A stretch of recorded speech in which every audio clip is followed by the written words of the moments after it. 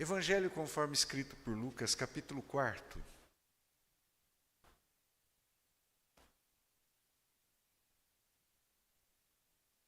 A partir do versículo 1.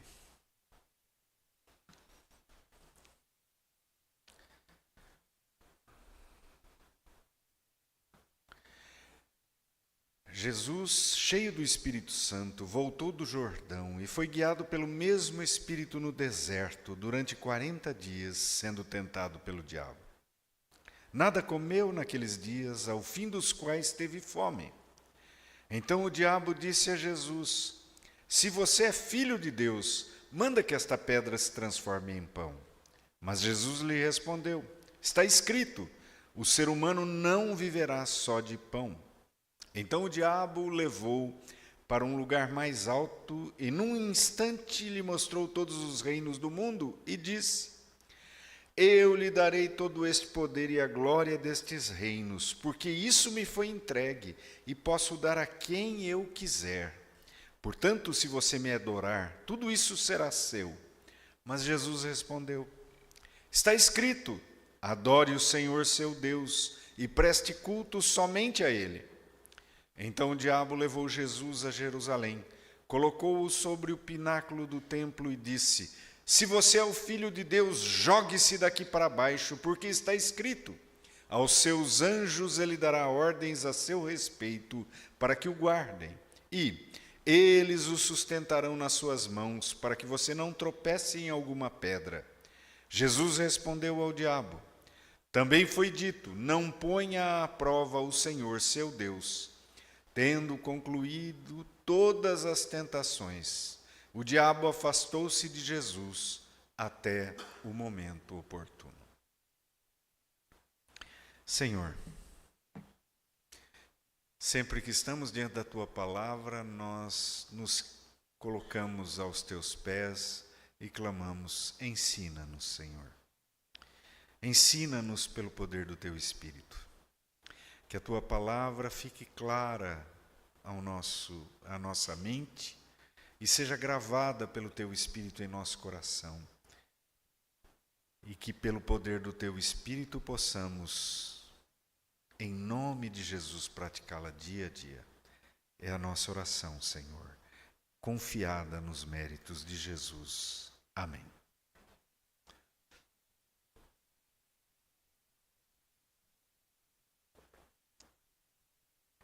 Nada mais humano do que a tentação, né? Se existe uma coisa humana, é a tentação. Se existe algo que iguala todo ser humano, é a tentação. E Jesus, embora Deus, era 100% perfeitamente homem, perfeitamente Deus. Ao contrário do que a gente pensa, Jesus não era 50% homem e 50% Deus. Não. Diz a Bíblia que ele era perfeitamente homem, 100% homem. Mesmo sendo perfeitamente Deus, 100% Deus. A matemática de Deus é um pouco diferente da nossa. A razão de Deus é diferente da nossa. Jesus era perfeitamente humano e como perfeitamente humano, ele participou de algo que é perfeitamente humano, a tentação. Todos nós estamos sujeitos à tentação. Todos nós, inclusive Jesus. E, ao contrário do que às vezes a gente pensa, o diabo não tentou Jesus apenas com essas 3 tentações. Diz que ele ficou sendo tentado, versículo 2, durante 40 dias. E a forma como está escrito é continuamente tentado durante 40 dias. E ao final do texto, tendo concluído todas as tentações, e ao pé da letra, tentações de todos os tipos, é mais ou menos o que está escrito, bem ao pé da letra, todos os tipos, quer dizer, foram registradas 3. Mas foram 40 dias que o diabo não largou Jesus. 40 dias que ele fez tentações de todos os tipos. Todas aquelas que nos acometem também acometeram Jesus. Jesus foi tentado da mesma forma que eu e você somos tentados. Isso nos iguala. Jesus, como ser humano, embora Deus, mas como ser humano, foi tentado da mesma forma que eu e você somos tentados. Ele foi provado em todas as circunstâncias da sua vida. E veja, é muito interessante que muitas vezes lemos esse texto, né, hoje até na aula de escola dominical, aliás, que baita aula de escola dominical. Fazia tempo que eu não assistia uma aula de escola dominical tão boa, viu? Parabéns, Sal. Parabéns. Uma aula espetacular. A gente esquece que esse negócio de capítulo e versículo é uma coisa muito recente na vida da Bíblia. A Bíblia não foi escrita com capítulo e versículo, a Bíblia foi escrita como um todo.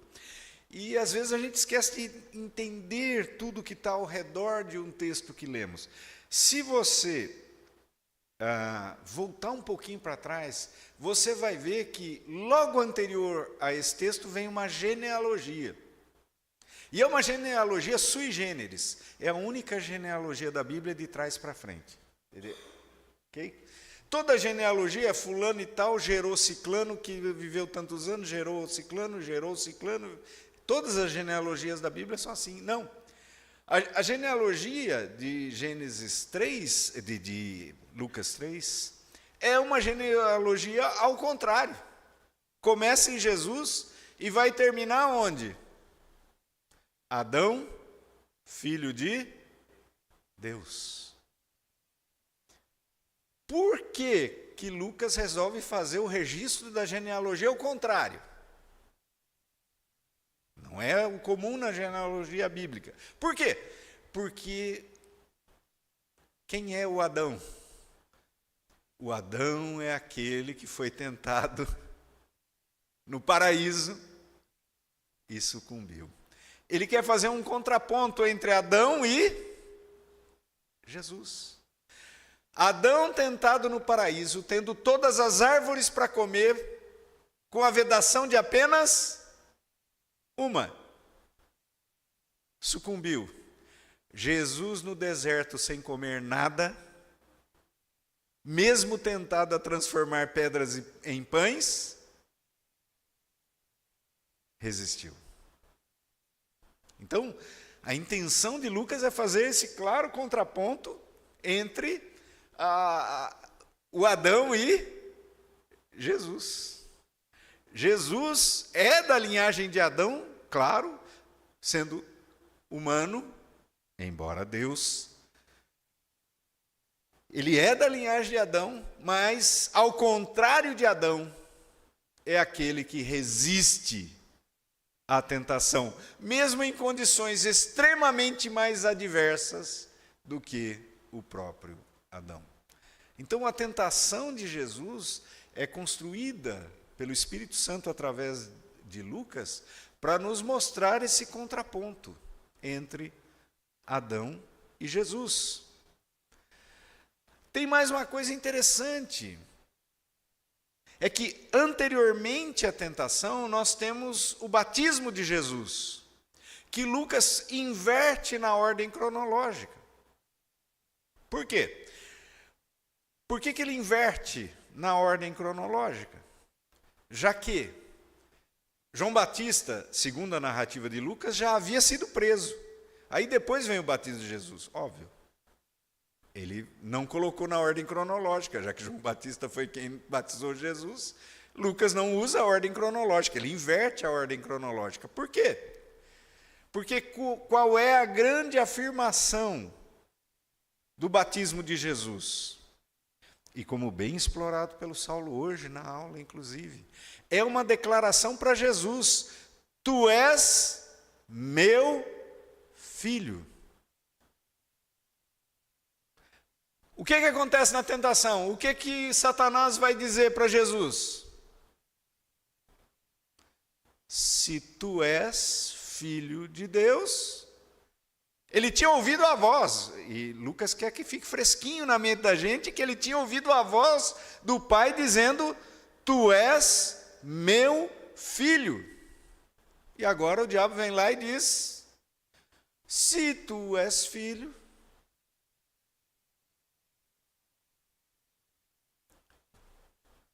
olha só.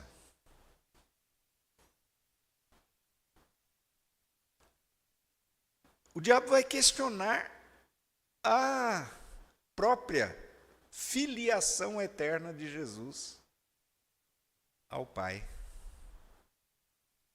declarada mais uma vez pelo próprio Pai ao Filho. Tem mais uma questão interessante que mostra muito a tentação. Essa expressão, tu és meu filho, é tirada do Salmo capítulo 2. É a expressão de um salmo messiânico. Salmo capítulo 2, tu és meu filho. E neste Salmo capítulo 2, é dito que ao filho Messias, é uma declaração messiânica do rei messiânico, ao rei messiânico, o Deus diz: pede-me, e eu te darei todas as nações por herança. E o diabo vai lá e solta uma baita mentira. Ele diz para Jesus que todas as nações são dele, e ele é que pode dar a quem ele quiser. Uma baita mentira, o diabo é mentiroso sempre. As nações, segundo o Salmo 2, são de Deus, e deveria se pedir a Deus para receber as nações por herança. O Messias receberia pedindo para Deus. Mas o diabo mentiroso diz: não, elas são minhas e eu posso dar para quem eu quiser. Novamente confrontando a declaração do Pai: tu és meu filho.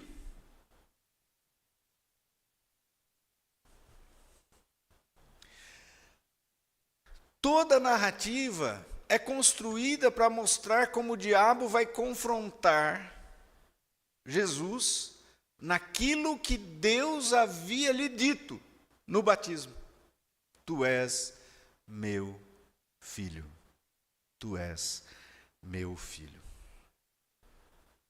Queridos, nós também somos tentados hoje, como disse, a maneira como Jesus foi tentado. E o diabo continua astuto como ele foi astuto com Jesus. Ele continua mentindo como ele mentiu para Jesus. Ele continua questionando aquilo que Deus diz. Por que ele fez isso desde o início? Eu até esqueci de dizer. Lembra, qual foi a primeira tentação lá? Ele foi questionar o que Deus disse para Adão e Eva, dizendo: não foi assim que Deus disse? Ele continua o mesmo com Adão, com Jesus, comigo e com você.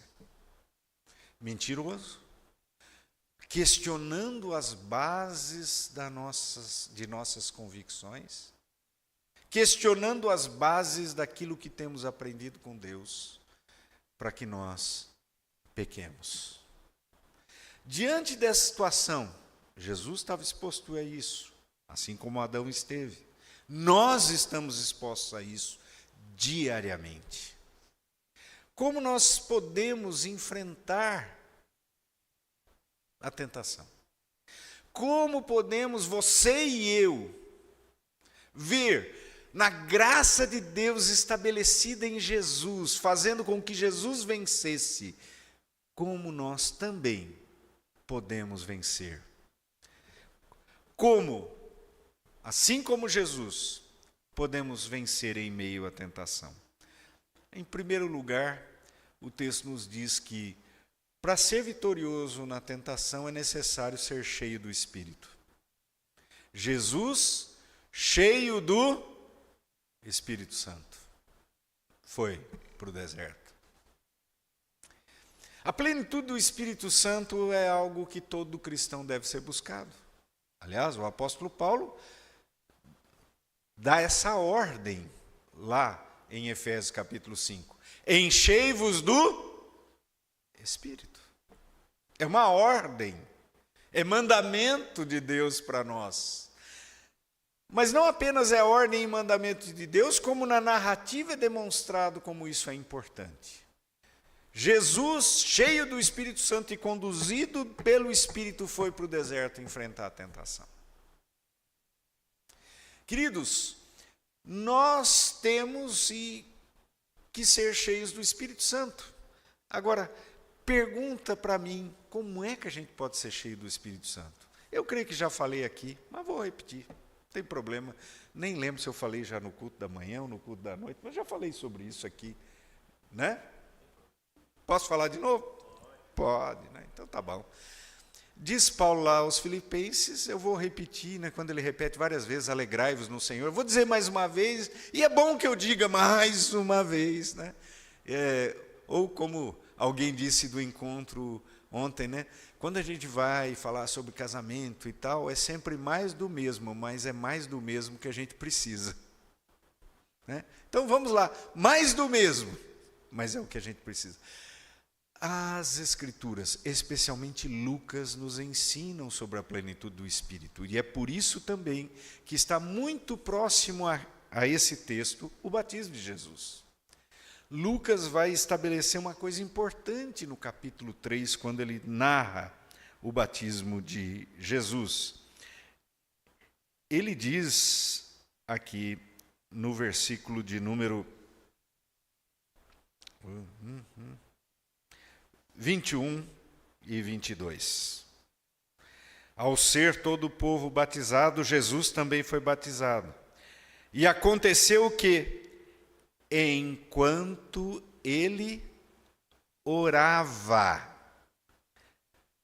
o céu se abriu, o Espírito Santo desceu sobre ele em forma corpórea, como pomba. E do céu veio uma voz que dizia: você é meu filho amado, em você me agrado. Enquanto ele orava. Interessante. Enquanto ele orava. Lucas também vai nos esclarecer mais uma vez quanto a isso. No capítulo de número 11. Versículo de número 13. Ora, se vocês que são maus sabem dar coisas boas aos seus filhos, quanto mais o Pai Celeste dará o Espírito Santo àqueles que lhe pedirem. Lucas é aquele que foi escolhido pelo Senhor para nos ensinar como ser cheios do Espírito Santo. Ele ensina isso no seu Evangelho, ensina isso no livro dos Atos dos Apóstolos. Não vou ler para não delongar demais, mas lembrem-se, Atos dos Apóstolos, capítulo 1, depois que Jesus sobe aos céus, diz que os discípulos perseveravam unânimes em o quê? Perseveravam unânimes em oração. Aí no capítulo 2, o que acontece? O Espírito Santo desce sobre eles. No capítulo 4, a partir do versículo 23, a igreja unânime ora. Versículo 31, o que é que diz? Todos ficaram cheios do Espírito Santo.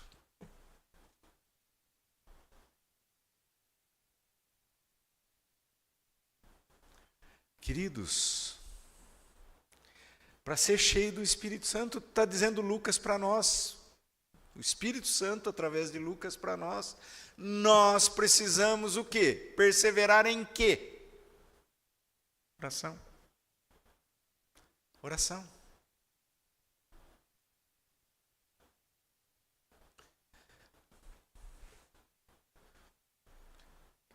Quando o povo de Deus ora, ele recebe mais do Espírito Santo. Quando o povo de Deus persevera em oração. Por que você acha que a reunião mais difícil de ir para frente em qualquer igreja é a oração? O diabo sabe. Ele sabe que se o povo de Deus orar, a coisa flui. As pessoas começam a vencer a tentação, as pessoas começam a ter poder para testemunhar, as pessoas passam a ter coragem para enfrentar todas as situações em nome de Jesus. E é tudo que o nosso inimigo não quer. O nosso inimigo não gosta de pessoas cheias do Espírito Santo, claro. É por isso que você acha todo empecilho da vida para orar na sua casa ou para participar, melhor ainda, porque a oração da comunidade tem um poder tremendo para participar de reunião de oração.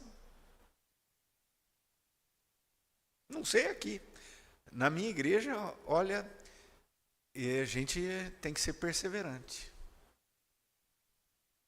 Porque tudo parece que atrapalha os irmãos de participarem de reunião de oração.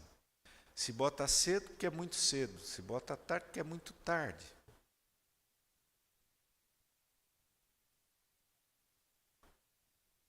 Se faz num horário, porque não posso, porque tem que buscar filho na escola, levar não sei o quê. Bota em outro horário, porque não, que aí não sei quem precisa fazer isso e tal. Não é prioridade, infelizmente, para a maior parte de nós. Nem orar pessoalmente, muito menos ainda orar comunitariamente.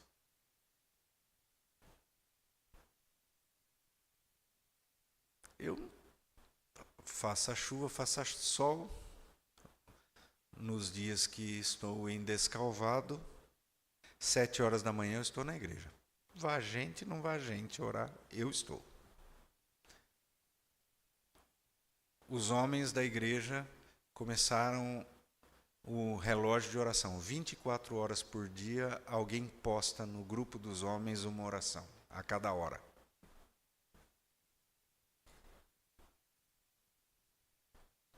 Não dava para reunir, então, 24 horas. Inclusive na madrugada, viu, gente? 24 horas mesmo. Se você tiver uma insônia e acordar 3 horas da manhã, você pode abrir lá, que tem quem fez a oração da meia-noite, quem fez a da 1 hora, quem fez das 2. E eles acordam e fazem. Meus irmãos, começa a acontecer coisas assim extraordinárias na vida da igreja. Nossa igreja estagnada que estava, de repente agora começa a brotar gente.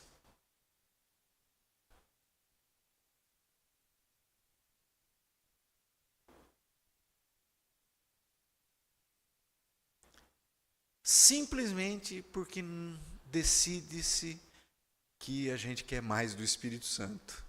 E quem quer mais do Espírito Santo, ora. E Deus começa a agir.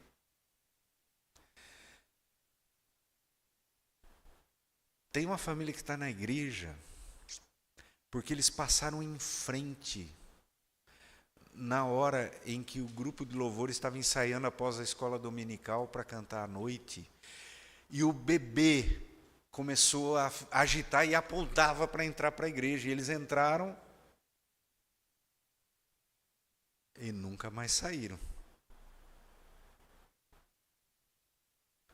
E o bebê é o único lugar onde ele vai no colo. Ele é muito apegado à mãe, ele desesperado, não vai com ninguém. Naquele dia, primeiro dia, ele olhou para mim, esticou os braços, eu peguei ele no colo e tal. O pai e a mãe falaram, ele não faz isso com ninguém. E ele vai no colo de todo mundo da igreja hoje. Ele passa durante a semana na frente da igreja, ele aponta para a igreja. Isso é obra do Espírito Santo, filho. Não é obra nossa. Ninguém tem poder de fazer um negócio desse. Ninguém tem poder.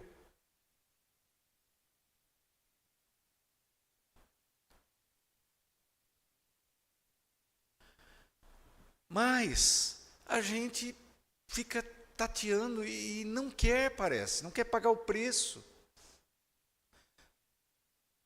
Sair um pouco da nossa zona de conforto. Eu imagino que não deva ser fácil para que alguns dos homens acordar 1h da manhã, postar uma oração lá, 2 horas, 3 horas. Todos trabalham, todos do grupo lá trabalham.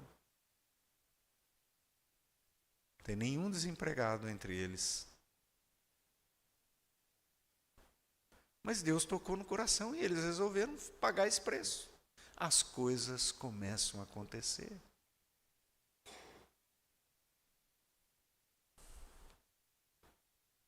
Meu querido, se existe uma coisa que Descalvado faz, é exportar gente para o mercado de trabalho. É uma cidade pequenina.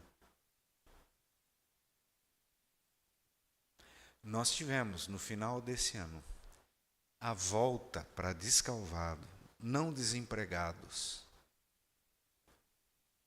de 7 famílias da igreja. Ele está animadíssimo. O que é isso, gente? Descalvado só exporta mão de obra. Cidade pequena, poucas empresas. As pessoas vão para Ribeirão Preto, São Carlos, São Paulo, Campinas, Belo Horizonte, Goiânia, Lavras. Nós já exportamos gente para onde você possa imaginar para o mercado de trabalho. E, de repente, Deus faz o inverso. A minha empresa colocou a gente para trabalhar em home office. Home office lá, melhor home office aqui. Voltamos.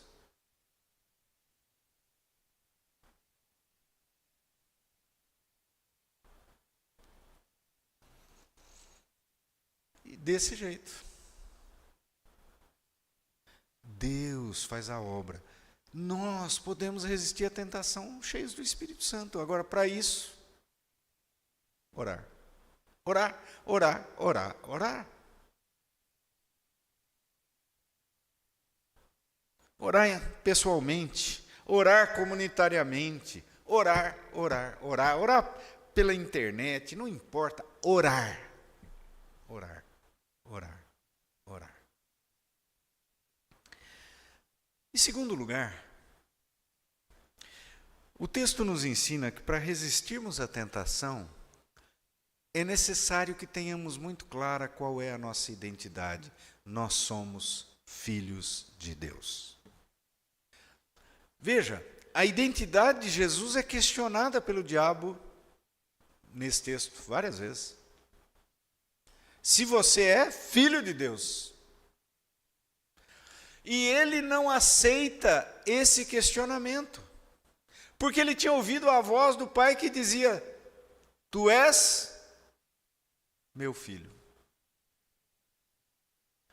Sabe, queridos,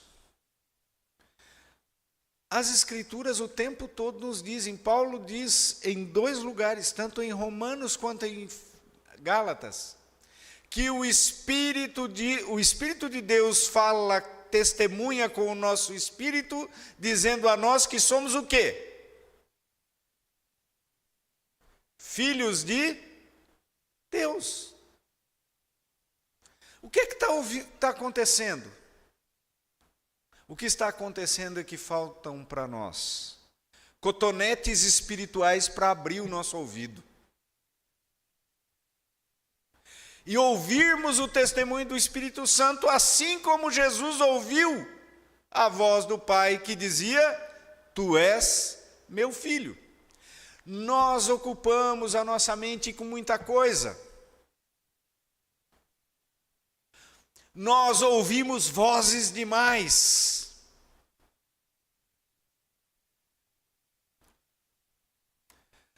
nós nos esquecemos de ouvir a voz mais importante. A voz do Espírito Santo que diz para nós a mesma coisa que a voz do Pai disse para Jesus: Tu és meu filho.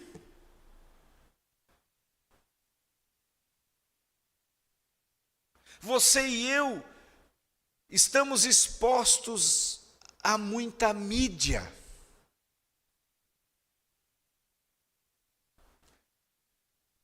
Mídia demais. A gente vive o dia inteiro com esse negócio aqui, ó. Ou com outro aqui. E é interessante, muita gente precisa trabalhar com isso. Eu também trabalho. Também preparo meus sermões hoje só ali, estudando, tudo. Ok, só que a gente larga o trabalho e ao invés de darmos um descanso disso, a gente fica o quê? Querendo saber todas as notícias, querendo saber tudo o que está acontecendo no mundo. A gente só esquece de uma coisa, de parar para ouvir a voz do Espírito Santo. De abrir os ouvidos para ouvir a voz do Espírito Santo. E sabe o que acontece? Nós não estamos ouvindo esse testemunho o tempo todo. Tu és meu filho.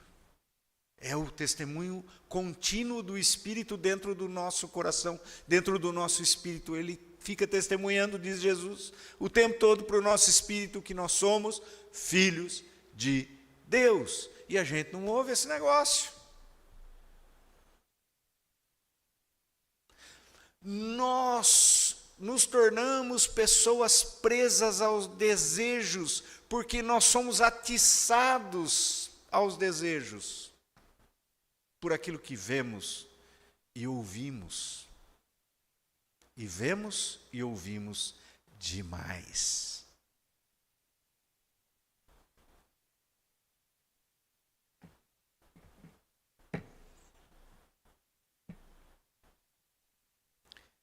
Meu querido, minha querida, qual foi a última vez que você parou para dizer, eu vou meditar um pouco?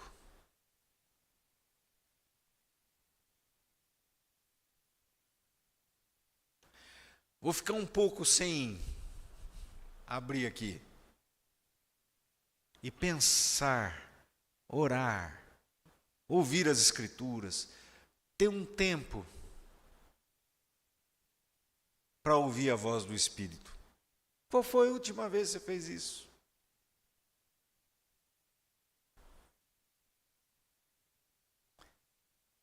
Tem muita gente que não faz.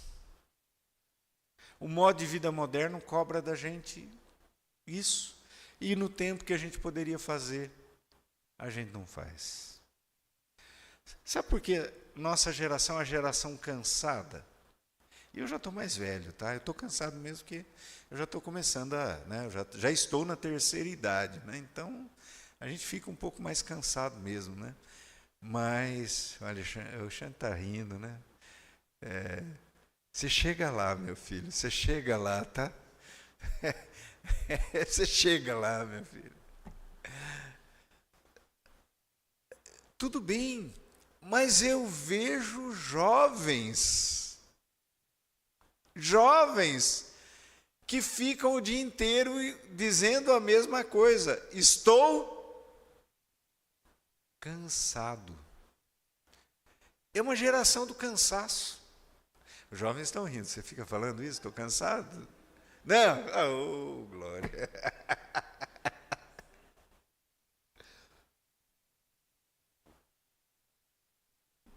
Sabe, querido? Sabe, querida? O nosso cansaço não é um cansaço de trabalhar. O nosso cansaço é um cansaço de exposição. É um cansaço de ter a mente o tempo todo exposta a muitas coisas. Esse é o nosso cansaço. É o cansaço da nossa mente trabalhar rápida demais, de tantos estímulos externos que ela recebe. Esse é o nosso cansaço. Pois bem, o único estímulo que a nossa mente mais... Único não, mas o estímulo que a nossa mente mais precisava não está vindo, que é o estímulo de ouvirmos a voz do Pai, através do Espírito. Tu és meu filho.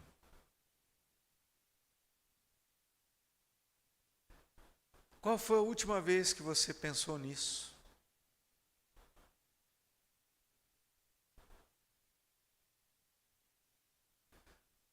Sabe, queridos, por que Jesus não aceitou a investida de Satanás? É porque ele sabia muito bem a voz que ele tinha ouvido e que ele ouvia constantemente. Tu és meu filho. O diabo podia dizer, se você é filho de Deus... Para mim, o que Satanás diz ou não diz, pouco importa, diz Jesus.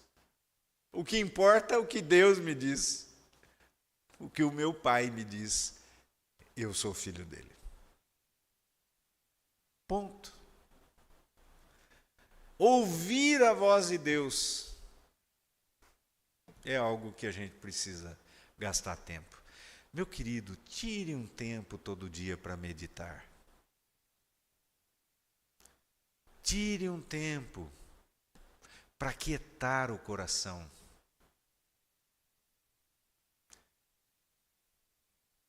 Para falar, agora não vou ver nada, celular, notebook, televisão, nem sequer música. É bom, eu gosto muito de música, e é um bom estímulo. Boa música, claro. É um bom estímulo. Tá? Nada contra, viu? Muito boa academia. Toco violão também, arranho um pouquinho no violão. Mas isso não deve ser algo... É parar um pouco de ouvir qualquer estímulo externo para ouvir no coração o testemunho do Espírito Santo. Tu és meu filho. Tu és meu filho. Conta-se que George Miller, um homem que era muito conhecido por suas orações, uma outra hora a gente fala sobre isso, as orações de George Miller eram espetaculares. Foi um dos livros que eu li com maior proveito, foi a biografia de George Miller, proveito espiritual. Mas diz que muitas vezes George Miller passava horas de oração simplesmente falando, meu Pai, meu Pai. E alguém perguntou para ele, né, George Miller, eu preciso lembrar o tempo todo para o meu coração que Deus é meu Pai.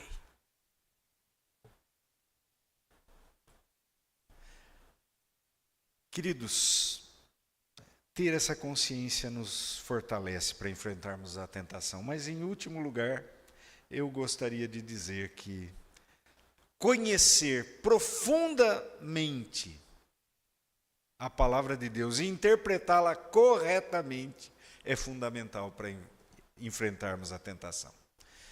Conhecermos a palavra de Deus, a Bíblia, e interpretá-la corretamente é fundamental. Veja, conhecê-la é muito importante, Jesus a conhecia. Todas as 3 tentações, como é que Jesus responde? Está escrito. E cita versículos do Deuteronômio. Todos os 3 versículos estão no Deuteronômio. Então, todas as 3 tentações são respondidas por Jesus, está escrito. E por que ele consegue? Porque ele conhecia profundamente.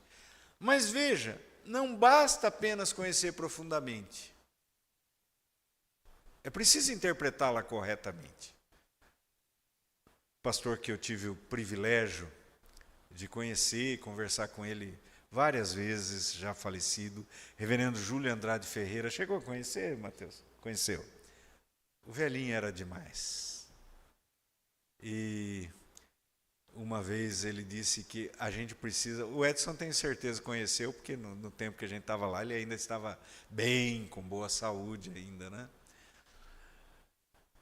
Ele dizia que a Bíblia pode se tornar a mãe de todas as heresias.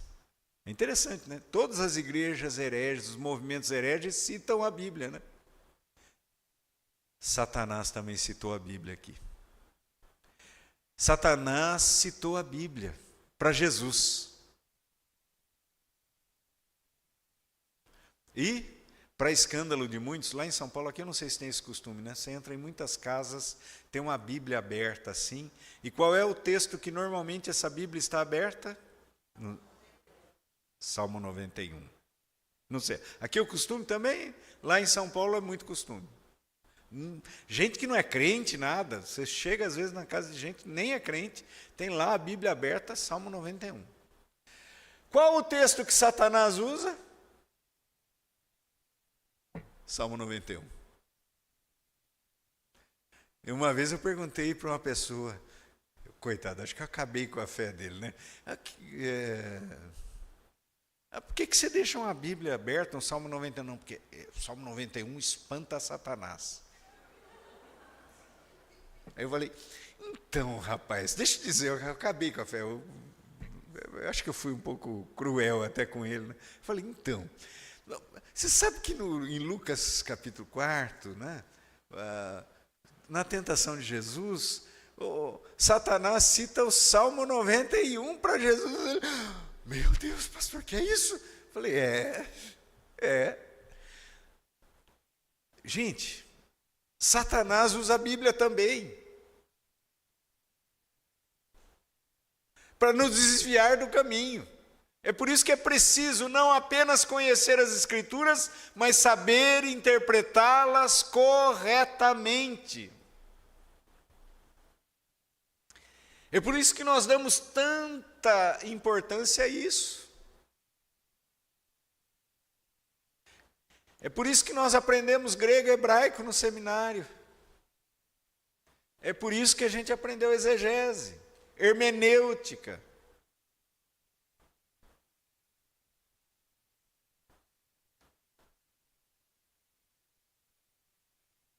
Porque é necessário que nós ensinemos a igreja não apenas a conhecer as Escrituras, mas conhecê-las e interpretá-las corretamente. E foi o que Jesus fez. Não, Satanás, não vem com essa não, filho. Adianta citar a Bíblia para mim, não. Também está escrito, tal, vai embora.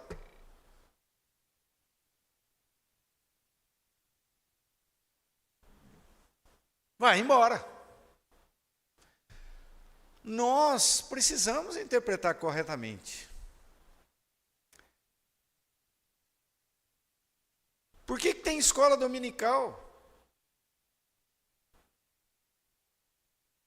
Por que nós continuamos insistindo, e eu sou um entusiasta da escola dominical, por que nós continuamos insistindo com a escola dominical?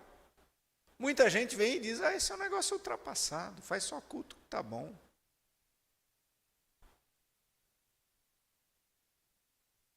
Por quê? Porque para nós não basta conhecer as Escrituras.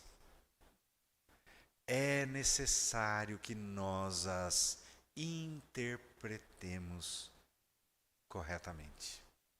A gente precisa aprender a ler as Escrituras e ter uma boa interpretação delas.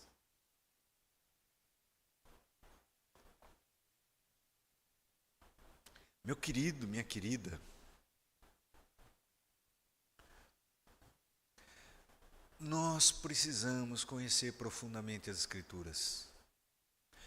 Eu decoro alguns versículos bíblicos. para algumas questões da minha vida. Isso começou quando eu era muito moço, que eu comecei a ter algumas dúvidas quanto à minha salvação. E sabe a forma como eu venci essas dúvidas quanto à minha salvação? Decorando. Deus amou o mundo de tal maneira para que enviou o seu Filho unigênito para que todo que nele crê não pereça, mas tenha vida eterna. Todo aquele que ouve a minha palavra e crê naquele que me enviou não entrará em juízo, mas passou da morte para a vida. Eu estou plenamente certo de que aquele que começou boa obra em vós há de completá-la até o dia de Cristo Jesus. E por aí vai. Eu decorei uns 10 versículos bíblicos de segurança e salvação. E eu repetia para mim mesmo, toda vez que me vinha essa tentação de eu achar, não, acho que eu não sou salvo, eu não sei o quê. Conhecer as Escrituras, interpretá-las corretamente, é um grande, poderoso instrumento para nos dar força no momento da tentação. Conheça as Escrituras, interprete-as corretamente, traga para dentro da sua vida, decore, ponha isso e lembre-se, o que significa decorar? Você sabe por que a gente usa esse termo, decorar? O nosso querido advogado, conhecedor de latim, sabe por quê. Exatamente. Decore, de coração. Colocar no coração.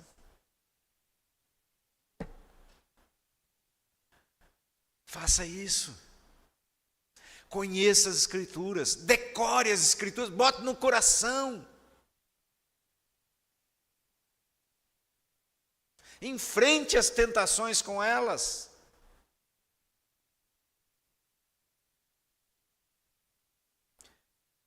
Mesmo que Satanás tente citar torcidas as Escrituras para você, como o fez com Jesus, diga para ele, olha, também está escrito isso. E ponto. Queridos, concluindo. Jesus, como nós, enfrentou a tentação, mas ele venceu. Ele venceu. Nós somos imperfeitos, sim. Jesus era perfeitamente homem, não só porque era 100% homem, mas porque era homem perfeito. Nós ainda somos imperfeitos, mas podemos ser tomados por toda a plenitude de Deus, através da plenitude do Espírito, para resistirmos certos de que nossa identidade tem sido reafirmada dia a dia para nós. Somos filhos de Deus. Resistirmos com a palavra de Deus no nosso coração, interpretada corretamente pela mente iluminada pelo Espírito Santo. Que assim seja conosco. Em nome de Jesus. Amém.